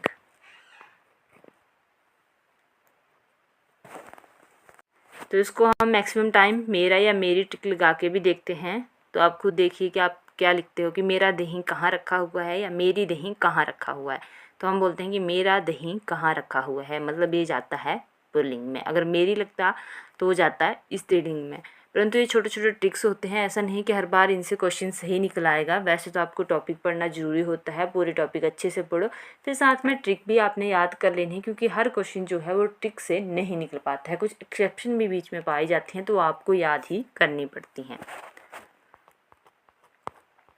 नेक्स्ट है, इनमें से कौन भक्ति काल का कवि नहीं है? करेक्ट आंसर रहेगा 73 के लिए ऑप्शन ए, अमीर खुसरो। तो 73 के लिए सही आंसर है अमीर खुसरो। 74 लालटेन शब्द है। मैक्सिमम टाइम पेपरों में पूछे जाने वाला क्वेश्चन है, कॉम्पिटिटिव एग्जाम में पहले भी कई बार जो है वो ये क्वेश्चन पूछा गया है। करेक्ट आंसर रहेगा डी, विदेशस। 75 रात दिन शब्द में समास बताने के लिए उचित विकल्प का चयन करें। रात दिन, ठीक है। तो जैसे रात दिन, माता पिता, भाई बहन, इस प्रकार के समास जो हैं वो किस प्रकार के समास होते हैं? करेक्ट आंसर रहेगा ए, द्वंद्व।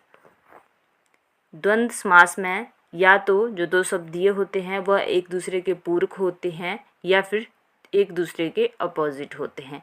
जैसे कि अगर माता पिता में से किसी को बोले कि किसका आप चुनाव करोगे, तो दोनों ही हमारे लिए ज़रूरी होते हैं, चाहे माता हो चाहे पिता हो, तो ये एक दूसरे के क्या होते हैं? पूरक होते हैं, ठीक है। और जैसे उल्टा सीधा हो गया, तो उल्टा सीधा, तो ये दूसरे के क्या हुए? विपरीत हुए। तो ऐसे ही इनका पता चल जाता है। 76 आलस्य शब्द का विशेषण क्या है? करेक्ट आंसर रहेगा 76 के लिए ऑप्शन सी, आलसी। चुनाव क्षेत्रों का समय समय पर डैश डैश किया जाता है। सही आंसर रहेगा परिसीमी। तो चुनाव क्षेत्रों का समय समय पर जो है वो परिसीमन किया जाता है। 78 के लिए किस कारक का चिन्ह है? करेक्ट आंसर रहेगा 78 के लिए ऑप्शन बी, संप्रदान। तो मैंने कल भी आपको बताया था, पीछे वाली वीडियो में बताया है कि कर्ता ने कर्म को करण से के द्वारा संप्रदान को के लिए अपादान से जुदाई संबंध का की रा रेरी ना नेनी अधिकरण में पर संबोधन ए अरे ओ ए। तो इससे पीछे वाली जो वीडियोस मैंने डाली हुई हैं उसमें मैंने कई बार ये बता दी हैं। तो कर्ता का जो कारक जो हमारे पास संप्रदान कारक है उसके चिन्ह होते हैं को और के लिए। तो कोली, इन्होंने पूछा है कि के लिए किस कारक का चिन्ह है, तो को और के लिए होते हैं संप्रदान के चिन्ह। यहाँ पे सिर्फ इन्होंने के को नहीं पूछा है, सिर्फ के लिए पूछा है, तो ये भी होगा संप्रदान का।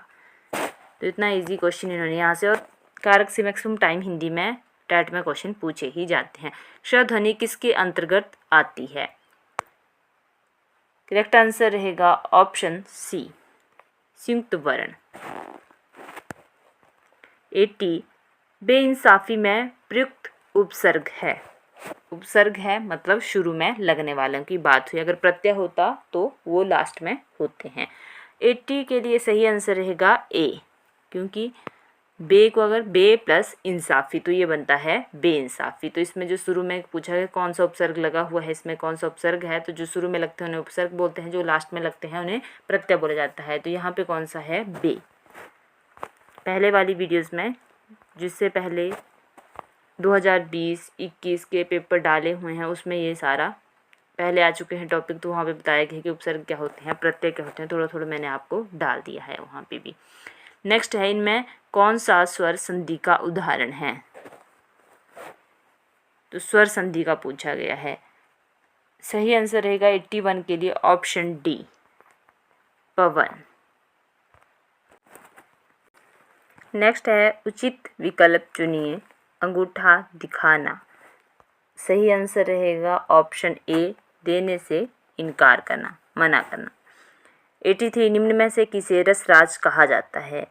करेक्ट आंसर रहेगा ए, श्रृंगार को। इसको देख भी लेना कि कैसे ये लिखा जाता है, क्योंकि शुद्ध शब्दों में आता है। 4 ऑप्शन दिए जाते हैं, तो आपने इसको जरूर ध्यान में रखना है। बहुत बार जो है श्रृंगार लिखने के लिए पेपर में पूछा जाता है कि किस प्रकार से लिखा जाता है, तो मैक्सिमम बच्चे जो है इसे ऐसे लिखते हैं, ऐसे, और ये इन्होंने ऑप्शन में डाला होता है, तो ऐसे नहीं होता है। जो इन्होंने यहाँ पे दिया है वैसे ही रहेगा ये। एक मिनट, ऐसे होता है ये।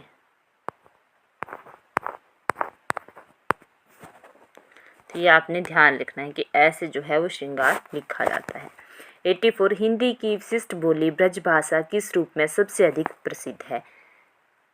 सही आंसर रहेगा 84 के लिए डी, काव्य भाषा। नेक्स्ट है श्रृंगार रस का स्थायी भाव क्या है? 85 का करेक्ट आंसर रहेगा डी, रति। हिंदी में स्वतंत्र रूप से बोले जाने वाले अक्षर क्या कहलाते हैं? जो कि अकेले ही बोल जाते हैं, स्वतंत्र होते हैं, वो किसी के द्वारा जुड़े नहीं होते हैं। बोलने का मतलब है जो कि अकेले एग्जिस्ट करते हैं।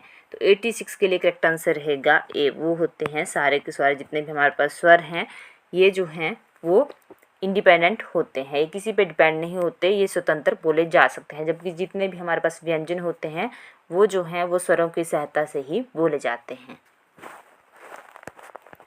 भूतकाल के कितने भेद हैं? 87 के लिए करेक्ट आंसर रहेगा सी, 6। नेक्स्ट है ह्रस्व दीर्घ प्लुत किसके भेद हैं? करेक्ट आंसर रहेगा 88 के लिए सी, ये स्वर के भेद हैं तीनों के तीनों। बहुत छोटी क्लास से हम इसे पढ़ना स्टार्ट करते हैं। निम्नलिखित में से कौन सा यौगिक शब्द है? 89 के लिए करेक्ट आंसर रहेगा सी, विद्यालय। तो कई बार यहाँ से क्वेश्चन आता है कि रचना या बनावट के आधार पर जो है वो शब्द कितने प्रकार के होते हैं? तो शब्द 3 प्रकार के होते हैं, रूढ़ शब्द, यौगिक शब्द और योगरूढ़ शब्द। यहाँ पे आया है यौगिक शब्द, तो मैं सिर्फ आपको यौगिक शब्द के बारे में बताती हूँ। यौगिक का अर्थ है मेल से बना हुआ, ठीक है। जो शब्द 2 या 2 से अधिक शब्दों से मिलकर बनता है उसे यौगिक शब्द कहते हैं। यौगिक शब्दों की जो रचना होती है वो 4 प्रकार से देखी जाती है। ये संधि से भी बनते हैं, उपसर्ग से बनते हैं, प्रत्यय से बनते हैं और समास से बनते हैं। ये मैंने आपको थोड़ा सा एक्स्ट्रा बता दिया कि ये किस किस के मेल से बनते हैं। आपने सिर्फ इतना याद रखना है कि ये 2 या 2 से अधिक शब्दों के मेल से बनते हैं, इतने से आपका काम हो जाएगा। हाँ, कहीं डीप क्वेश्चन डालना हो तब आपने याद रखना है कि ये संधि, उपसर्ग, प्रत्यय और समास से मिलके जो है वो बनते हैं। तो 89 के लिए सही आंसर जो रहेगा हमारे पास वो है सी, विद्यालय। तो कैसे लिखते हैं हम? विद्यालय, विद्या प्लस आल्या, ठीक है, ये इसके संधि में आता है। तो वहाँ से ही अभी हमने बोला कि 2 या 2 से अधिक शब्दों के मेल से बनता है, और ये भी बताया आपको कि संधि से भी बनते हैं। तो विद्या प्लस आल्या, विद्यालय क्या हुआ? यह एक यौगिक शब्द है। नेक्स्ट है 90, देवनागरी हिंदी व संस्कृत के अतिरिक्त अन्य किस भाषा की लिपि है? रिपीटेड क्वेश्चन है ये, टैट के पुराने पेपरों में आ चुका है। जब से पेपर डालने स्टार्ट करे हैं तब से पहले भी मैं आपको इस क्वेश्चन को पढ़ा चुकी हूँ, ठीक है। इससे पुराने पेपर में था ये। 90 के लिए करेक्ट आंसर रहेगा बी, मराठी व नेपाली। तो मैक्सिमम क्वेश्चन जो है वो टैट में रिपीट ही होते हैं, तो वहाँ से आपको ये फ़ायदा होता है कि अगर रिपीट होंगे तो आप डायरेक्ट आंसर दे के आओगे, और दूसरा रिपीट नहीं होते हैं तो टॉपिक का आइडिया तो लग जाता है कि कहाँ जैसे से क्वेश्चन ज़्यादातर पूछे जा रहे हैं, तो उस हिसाब से आपने अपनी तैयारी करनी होती है। हाँ, एग्जामिनर को बहुत टफ ही डालना हो तो फिर इंसान को जितने भी हिंदी के मैक्सिमम टॉपिक हैं वो छू करके जाने पड़ते हैं, पढ़ करके जाने पड़ते हैं। परंतु अगर उतना भी पढ़ ले जिससे कि क्वेश्चन रिपीट होते हैं या जिन टॉपिक से बार बार क्वेश्चन आते हैं, तब भी आपका काम जो है वो कई बार बन जाता है। तो उतना तो आप एटलीस्ट याद करा ही करो। Thank you. हेलो एवरीवन, आज की इस वीडियो में हम HPTET JBT/DLED के नवंबर 2023 के पेपर में आए हुए हिंदी पार्ट को डिस्कस करेंगे। स्टार्ट करते हैं। आस्तिक का विपरीतार्थक शब्द है। करेक्ट आंसर रहेगा डी, नास्तिक।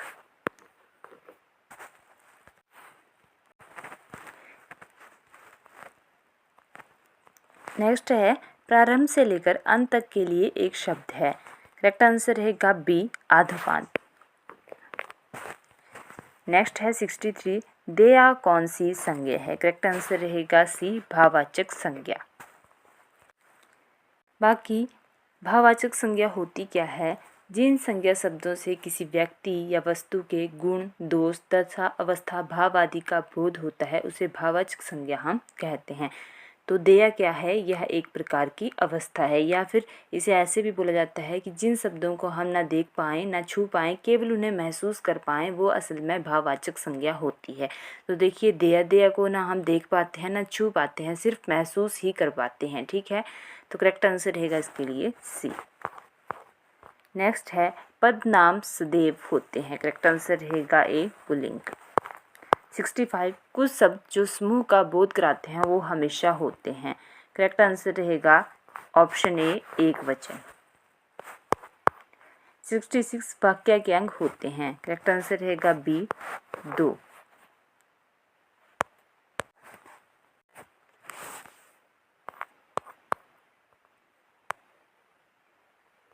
नेक्स्ट है 67, मुंह में राम बगल में छुरी लोकोक्ति का अर्थ है। करेक्ट आंसर रहेगा सी, ऊपरी मित्रता मन में शत्रुता। मतलब ऊपर ऊपर से मित्रता दिखाना और मन में आपके लिए शत्रुता होना। Option C. 68, ऊंची दुकान फीका पकवान लोकोक्ति का अर्थ है। करेक्ट आंसर रहेगा नाम ऊंचा लेकिन काम छोटा। नेक्स्ट है 69, मैं तो चंद्र खिलौना लै हूँ मैं कौन सा अर्था अलंकार है। करेक्ट आंसर रहेगा बी, रूपक। नेक्स्ट रहेगा श्रुतलेख का अर्थ है। करेक्ट आंसर रहेगा इसके लिए ऑप्शन ए, सुनकर लिखना। श्रुतलेख मतलब श्रुत मतलब सुनना। 71, व्याकरण के भाग हैं। करेक्ट आंसर रहेगा ए, 4। नेक्स्ट रहेगा स्रोत के आधार पर अखबार कौन सा शब्द है। करेक्ट आंसर रहेगा बी, विदेशी। नेक्स्ट है दूध का पर्यायवाची है। तो पर्यायवाची शब्द ऐसे होते हैं जो आपको खुद याद करने या फिर बोलो कि रटने ही पड़ते हैं। तो इनको आपने, जैसे अभी आपके पास काफ़ी टाइम है पेपरों को, तो 5-10 डेली के याद कर लिया करो जो आपको मेन लगते हैं, क्योंकि कई बार ये मेन भी नहीं डालते, कई बार ऐसे ही डाल देते हैं उठा के कोई भी क्वेश्चन। ये तो बार बार पूछे वाले क्वेश्चन है, जैसे यहाँ पे पूछे गए हैं दूध हाथी, परंतु मैक्सिमम टाइम यही होता है कि जो रिपीटेड क्वेश्चन होते हैं हर बार किसी न किसी एग्जाम्स में पूछे गए क्वेश्चन होते हैं वहीं से उठा के डालते हैं। तो एटलीस्ट उतने तो आपने याद कर ही लेने हैं, क्योंकि नेक्स्ट टाइम भी फिर उनसे आने की संभावना होती है। या फिर डेली के 4-5 करा करो तो तब तक सारे ही कंप्लीट हो जाएंगे, अलग अलग बुक से आपने देख लेने हैं। तो दूध का पर्यायवाची है। करेक्ट आंसर रहेगा इसके लिए उपरोक्त सभी, ऑप्शन डी। हाथी शब्द का पर्यायवाची नहीं है पूछा है इन्होंने, तो करेक्ट आंसर रहेगा इसके लिए ऑप्शन हमारे पास दिए गए हैं गज, मतंग, वारन और वामा। करेक्ट आंसर रहेगा डी, वामा। आपने कमेंट करके बताना है कि वामा जो है वो किसका पर्यायवाची शब्द होता है। 15 दिनों में होने वाला, जो 15 दिनों में होता है उसे कहा जाता है पाक्षिक। नेक्स्ट है कि वर्ण का अर्थ है। तो वर्ण रंग को भी बोला जाता है, वर्ण जाति को भी कहा जाता है, और वर्ण जो है वो हिंदी में अक्षर को भी कहा जाता है। तो करेक्ट आंसर रहेगा डी, रंग जाति अक्षर तीनों ही इसके लिए सही रहेंगे। नेक्स्ट है वृत्ति के कितने भेद हैं। 77 के लिए करेक्ट आंसर रहेगा ए, 5। 78, दशानन में कौन सा समास है। करेक्ट आंसर रहेगा ए, बहुव्रीहि। 10 है जिसके आनन, अर्थात रावण की बात हो रही है। 79, शिक्षक का वाचन होता है। तो अभी ये क्वेश्चन पीछे आया हुआ था, तो अभी मैं बोलती हूँ कि क्वेश्चन यहाँ से मैक्सिमम रिपीट होते हैं। करेक्ट आंसर रहेगा ऑप्शन ए आदर्श वाचन। निम्न में उर्वर का विलोम क्या होगा? तो करेक्ट आंसर रहेगा इसके लिए ऑप्शन सी ऊषर। नेक्स्ट है यह कौन सा सर्वनाम है? पहले तो आपको पता होना चाहिए कि सर्वनाम के जो हैं वो 5 भेद होते हैं। कौन कौन से? पुरुषवाचक सर्वनाम, निजवाचक सर्वनाम, निश्चयवाचक सर्वनाम, अनिश्चयवाचक सर्वनाम, प्रश्नवाचक सर्वनाम और संबंधवाचक सर्वनाम। बात करते हैं, यहाँ पे पूछा गया है कि यह कौन सा सर्वनाम है। तो निश्चयवाचक सर्वनाम होता क्या है कि जिस सर्वनाम से किसी वस्तु, व्यक्ति, पदार्थ के विषय में ठीक ठीक और निश्चित ज्ञान हो उसे निश्चयवाचक सर्वनाम कहते हैं। जैसे कि यह हो गया, वह हो गया। यह वह जो है ये दोनों निश्चयवाचक सर्वनाम में आते हैं। यह और वह पेपरों में ऐसे भी आ सकता है कि वह कौन सा सर्वनाम है, तो ये भी निश्चयवाचक सर्वनाम है। तो यह वह आपने याद रखना है कि ये निश्चयवाचक सर्वनाम में आते हैं।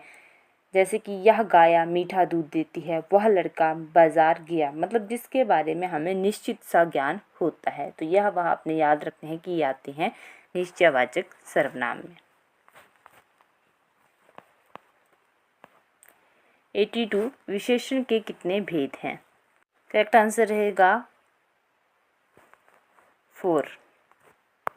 कौन कौन से? कई बार मैं पहले बता चुकी हूँ आपको, गुणवाचक, संख्यावाचक, परिमाणवाचक, सार्वनामिक या सांकेतिक। ठीक है, तो ये आपने याद रखने हैं।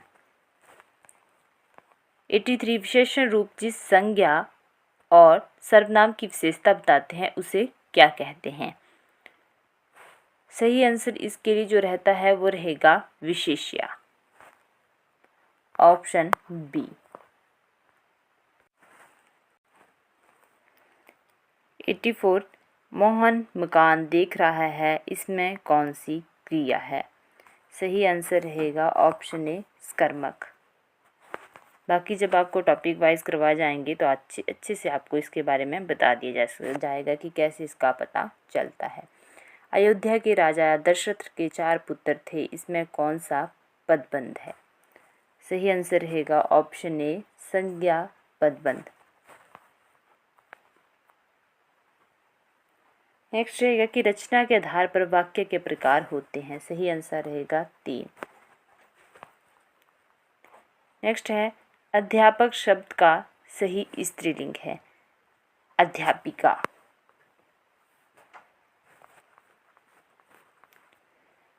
निम्न में आगत वर्ण है। ऑप्शन बी ज। 89 जिस सर्वनाम का प्रयोग किसी व्यक्ति या वस्तु का संबंध बताने के लिए किया जाता है उसे क्या कहते हैं? तो सीधी सी बात है कि जिस सर्वनाम का प्रयोग किसी व्यक्ति या वस्तु का संबंध बताने के लिए या फिर जिस सर्वनाम का प्रयोग किसी शब्द या वाक्य का किसी अन्य शब्द या वाक्य से संबंध बताने के लिए किया जाता है उसे संबंधवाचक सर्वनाम कहते हैं। जैसे कि जो, सो, वो, जिसका, उसका, जहाँ, वहाँ। एग्जाम्पल के तौर पे जैसे मैं आपको बताऊं कि वह लड़का जिसकी यह किताब है कल नहीं आया था। ठीक है, तो ऐसे आपको यहाँ से पता चल जाएगा कि इसमें जो है वो संबंध की बात जो है वो की होती है। जैसे कि जो मेहनत नहीं करेंगे वो सफल नहीं होंगे, तो जो वो थोड़ा थोड़ा पता यहीं से चल जाता है, बाकी इसका आपस में संबंध होता है। तो वैसे आपने याद रखना है, ऑप्शन डी। नेक्स्ट है काल के कितने प्रकार होते हैं? तो सभी को पता है काल 3 प्रकार का होता है, वर्तमान, भूतकाल, भविष्यकाल। वीडियो अच्छी लगे तो वीडियो को लाइक करना, शेयर करना, चैनल को सब्सक्राइब करना ना भूलना। Thank you. हेलो एवरीवन, आज की इस वीडियो में हम HPTET JBT/DLED के जून 2024 के पेपर में आए हुए हिंदी पार्ट को डिस्कस करेंगे। तो ये रहेगा 24 वाला पेपर। स्टार्ट करते हैं। शुद्ध शब्द छांटो। सही आंसर रहेगा 61 के लिए ऑप्शन सी कवि। नेक्स्ट है सिंदर का संधि विच्छेद है। सही आंसर रहेगा 62 के लिए बी, सची प्लस इंदर, सचिंदर। नेक्स्ट है क्वेश्चन 63, नि जमा फल की संधि है। करेक्ट आंसर रहेगा सी, निष्फल। कुछ क्वेश्चन तो ऐसे होते हैं जो कि आइडिया लगा के ही पता चल जाता है कि इसकी सही संधि विच्छेद जो है वो क्या होगा। क्वेश्चन है 64, संस्कृत के ऐसे शब्द जो कुछ रूप परिवर्तन के साथ हिंदी में प्रचलित हैं उन्हें क्या कहते हैं? तो उन्हें बोला जाता है जी तद्भव। करेक्ट आंसर रहेगा बी। अगर एज इट इज़ यूज़ हो जाएं तो उन्हें कहा जाता है तत्सम। तत्सम मतलब उसके समान, संस्कृत के समान, तब होते हैं वो तत्सम। अगर उनमें कुछ परिवर्तन होकर हिंदी में प्रचलित होते हैं तो उन्हें कहा जाता है तद्भव। नेक्स्ट रहेगा 65, गंगा हिमालय से निकलती है में कारक है। करेक्ट आंसर रहेगा सी, अपादान कारक। कई बार मैंने आपको इनके कारक चिन्ह बताए हुए हैं। तो अपादान में क्या होता है, से जुदाई। गंगा हिमालय से निकलती है मतलब गंगा जो है हिमालय से अलग हो रही है, यहाँ पे जुदाई का बोध जो है वो हो रहा है, तब यहाँ पे होगा अपादान कारक। तो कारकों में थोड़ा समझना भी होता है, वहीं से हमें सीधा आंसर जो है वो मिल जाता है।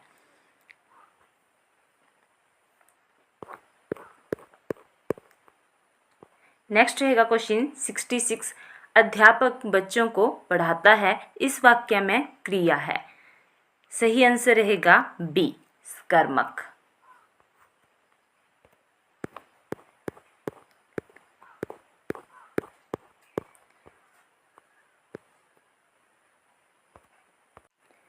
क्वेश्चन नंबर 67, निम्न में विस्मयादि बोधक अव्यय नहीं है। सही आंसर रहेगा ऑप्शन सी, क्योंकि। नेक्स्ट है क्वेश्चन 68, री कैसा स्वर है। 68 के लिए करेक्ट आंसर जो रहेगा वो रहेगा बी, ह्रस्व स्वर। 69, घन का अनेकार्थी शब्द नहीं है। करेक्ट आंसर रहेगा डी, गरिष्ठ।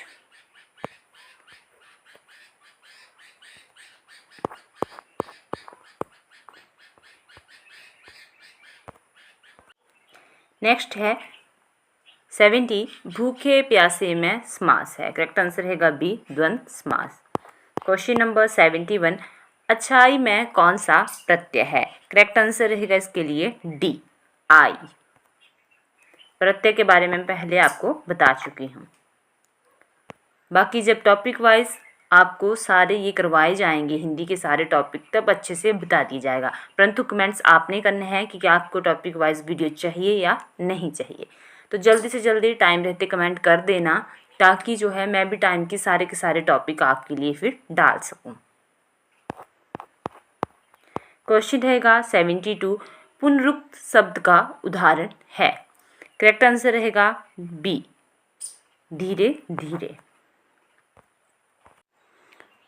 73 के लिए करेक्ट आंसर जो हमारे पास रहेगा वो रहेगा सी, ठ।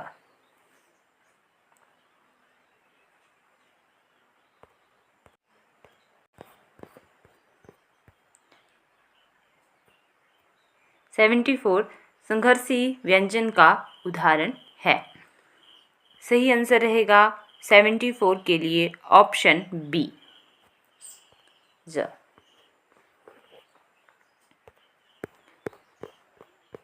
ये छोटे छोटे टॉपिक हैं पढ़ने के लिए, परंतु इनके पढ़ने के ट्रिक होते हैं जहाँ से आसानी से आपको याद रह जाएंगे। नेक्स्ट रहेगा 75, निम्न में लुंठित व्यंजन है। 75 के लिए करेक्ट आंसर रहेगा बी, र। र जो है वो लुंठित व्यंजन है। पूछा है कि तत्सम शब्द नहीं है। करेक्ट आंसर रहेगा बी, जीभ। 77, अघोष वर्ण छांटिए। 77 के लिए करेक्ट आंसर रहेगा बी, थ। तो जो हमारे पास क्वर्क, च्वर्क, ट्वर्क, त्वर्क, पवर्ग होते हैं, वो जो पूरा हमारे पास वर्ग होता है, प्रत्येक वर्ग का पहला तथा दूसरा व्यंजन जो है वो अघोष व्यंजन कहलाता है। जिन व्यंजनों के उच्चारण में स्वर तंत्रियों में कंपन ना हो वो अघोष व्यंजन कहलाते हैं। तो प्रत्येक वर्ग का मैंने आपको पहला तथा दूसरा व्यंजन बताया है। तो पहला क्वर्ग में देखो, पहला तथा दूसरा क्वर्ग में देखते हैं तो क्वर्ग में होते हैं क, ख, ग, घ। तो हमें सिर्फ पहला और दूसरा ही लेने हैं, तो कौन आ जाएंगे, क और ख। वैसे ही च्वर्ग से लेते हैं तो हमने शुरू के 2 ही लेने हैं, तो आ जाएंगे च, छ, झ हम नहीं लेंगे क्योंकि हमें सिर्फ शुरू के 2 लेने हैं। तो क्वर्ग से हमने लिए क और ख, च्वर्ग से लिए च और छ। वैसे ही ट्वर्ग से शुरू के 2 लेने हैं तो हो गए ट और ठ। वैसे ही त्वर्ग से लेने हैं शुरू के 2 तो त और थ। वैसे ही पवर्ग से लेने हैं प और फ। और इसके बाद जो बचते हैं वो हैं श, श और स। ये सारे के सारे जो हैं वो अघोष व्यंजन होते हैं। तो हो सकता है जिन्होंने पहले नहीं पढ़ा होगा उनको सुन के थोड़ा सा आइडिया हो गया होगा। बाकी जब टॉपिक वाइज आपको करवाया जाएगा तब जो है वो सब कुछ बता दी जाएगा, पर आपने टाइम का बोल देना है। 78 नासिकीय व्यंजन है। 78 का सही आंसर जो रहेगा वो रहेगा बी। नेक्स्ट रहेगा क्वेश्चन, इस वाले पेपर में इसी प्रकार के क्वेश्चन जो है वो ज़्यादा डाले गए थे। 79 व्यक्तिवाचक संज्ञा है। करेक्ट आंसर रहेगा बी, हिमालय।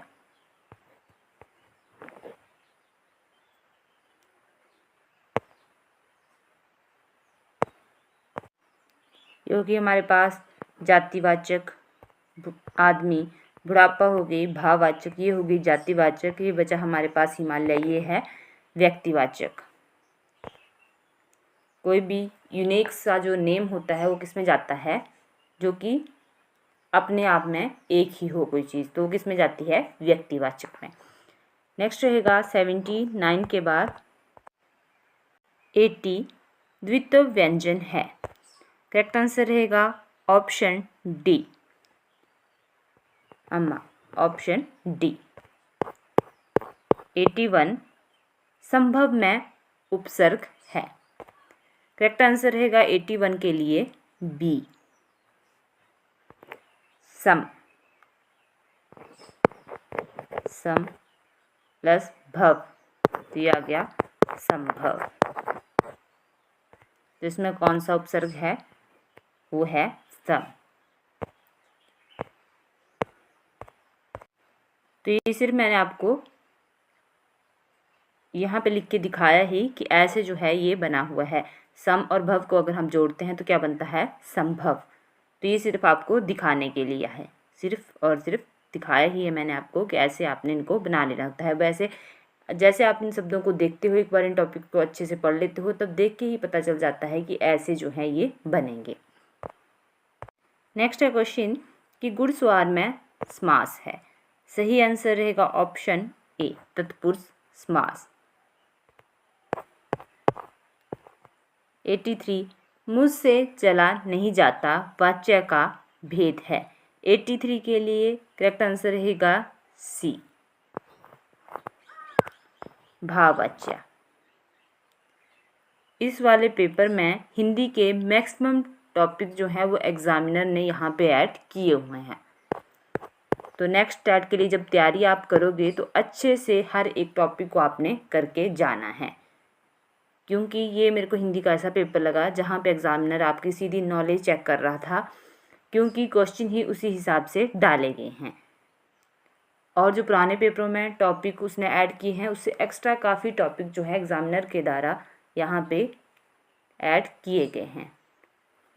तो हर एक टॉपिक को आपने जो जो हिंदी के मेन टॉपिक होते हैं जहाँ से किसी ना किसी टेट में क्वेश्चन बना है या अदर कॉम्पिटिटिव एग्जाम में क्वेश्चन बन जाता है, उन सब टॉपिक को आपने करके जाना है। क्योंकि डे बाय डे जो है वो जो पेपर सेट करते हैं उनके द्वारा भी पेपर जो है वो डिफ़िकल्ट ही डाले जा रहे हैं।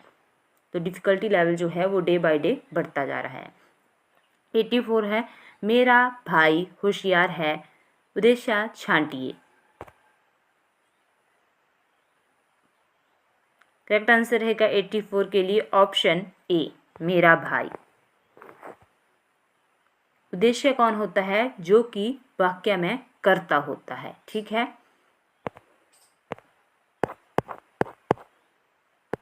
भाषा की सबसे छोटी इकाई है। करेक्ट आंसर रहेगा ऑप्शन ए, वर्ण।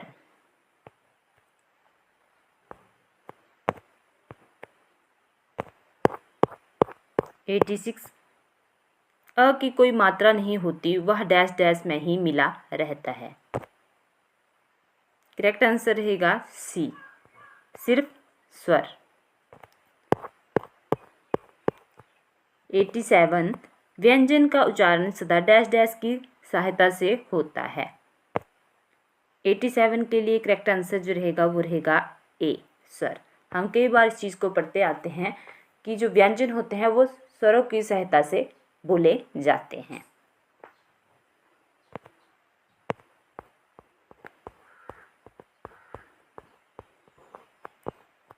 88, ज का उच्चारण स्थान है। करेक्ट आंसर रहेगा 88 के लिए ऑप्शन बी, तालु। 89, पीताम्बर कैसा शब्द है? तो अगर किसी ने ध्यान से सुना होगा, जिसको इस टॉपिक के बारे में डीप नॉलेज नहीं होगी, तो अगर पुरानी वीडियो में जिसने अच्छे से सुना होगा उसको पता चल गया होगा कि इससे कैसा शब्द है, क्योंकि रचना और बनावट के आधार पर मैंने आपको बताया था कि शब्द 3 प्रकार के होते हैं, रूढ़ शब्द, यौगिक शब्द और योग रूढ़ शब्द। तो इतना मैं आपको बता देती हूँ कि इसका सही आंसर रहेगा योग रूढ़।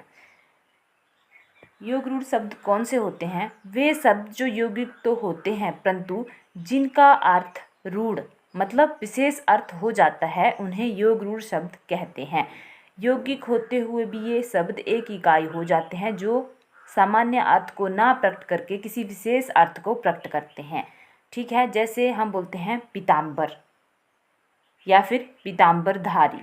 तो पीताम्बरधारी का जो सामान्य अर्थ होता है वो तो होता है वैसे पीला वस्त्र धारण करने वाला, किंतु इसका विशेष अर्थ हम जो है वो श्री कृष्ण भगवान के लिए उपयोग करते हैं, प्रयोग करते हैं। तो ये चीज़ें हमने समास में पढ़ी होती है। जैसे लंबोदर की अगर हम बात करें कि लंबोदर, तो हम गणेश भगवान जी को, हमें 1 मिनट से माइंड में स्ट्राइक होता है कि ये बात जो है वो गणेश भगवान जी की हैं। नीलकंठ, तो ये पता है हमें कि शिव जी भगवान की बात है। वैसे ही हो गया हमारे पास गिरधारी। तो ये वाली जितने भी ऐसे होंगे जो किसी विशेष अर्थ को प्रकट करते होंगे, तो उनको क्या कहा जाता है? उनको कहा जाता है योग रूढ़ शब्द। बाकी जो हमारे यौगिक शब्द होते हैं वो सिंपल होते हैं, वो जो है वो संधि से, उपसर्ग से, प्रत्यय से या समास से मिलके बने होते हैं। परंतु इनमें ऐसा नहीं आता है जैसे कि मेन किसी का, जिससे हमें किसी विशेष अर्थ का पता चलता है। ठीक है, जैसे कि हमने पीताम्बरधारी की यहाँ पे बात करी, जलस की बात करी, तो आपने जलस के पर्यायवाची तो पढ़े होंगे। लंबोदर जब हम बात बोलते हैं तो हमें पता है कि गणेश भगवान की बात हो रही है। वैसे ही दशानंद की अगर हम सोचते हैं तो पता है कि रावण की बात हो रही है। नीलकंठ की पता है हमें कि शिव जी भगवान जी की बात हो रही है। तो इस प्रकार से जो है ये विशेष अर्थ को प्रकट करते हैं। तो वहीं से आइडिया चल जाता है कि ये जो है वो योग रूढ़ शब्द हैं। फिर भी पता नहीं चला होगा तो आपको जब टॉपिक वाइज करवाया जाएगा तो वहाँ पे अच्छे से जब आप रूढ़ शब्द भी पढ़ लोगे, यौगिक भी पढ़ लोगे और योग रूढ़ भी पढ़ लोगे और इनके काफ़ी एग्जाम्पल कर लोगे, तो वहाँ से आपको फिर पूरा क्लियर हो जाएगा। क्योंकि अभी तो मैंने सिर्फ आपको थोड़ा सा एक के बारे में ही बताया है कि योग रूढ़ वो होते हैं जो किसी विशेष अर्थ को प्रकट करते हैं। वैसे इनका सामान्य अर्थ जो है वो कुछ और हो जाता है, परंतु उनका एक विशेष अर्थ भी होता है। तो ऐसे शब्द जिनका सामान्य अर्थ कुछ और निकले परंतु उनका एक विशेष अर्थ भी होता हो, जो कि सभी लोगों को, जिसके भी जब बात चलती है तो सभी लोगों के मन में उसके लिए वही विशेष अर्थ जो है वो आता है। ठीक है, तो वो होते हैं योग रूढ़। नेक्स्ट है 90, सुंदर का पर्यायवाची नहीं है। तो इसके लिए सही आंसर रहेगा 90 के लिए ऑप्शन डी, सिंधु। वीडियो अच्छी लगे तो वीडियो को लाइक करना, शेयर करना और चैनल को सब्सक्राइब करना ना भूलना। इसी प्रकार आपको जो है वो इससे पहले JBT टैट की जीके की क्लासेस डाल दी गई हैं।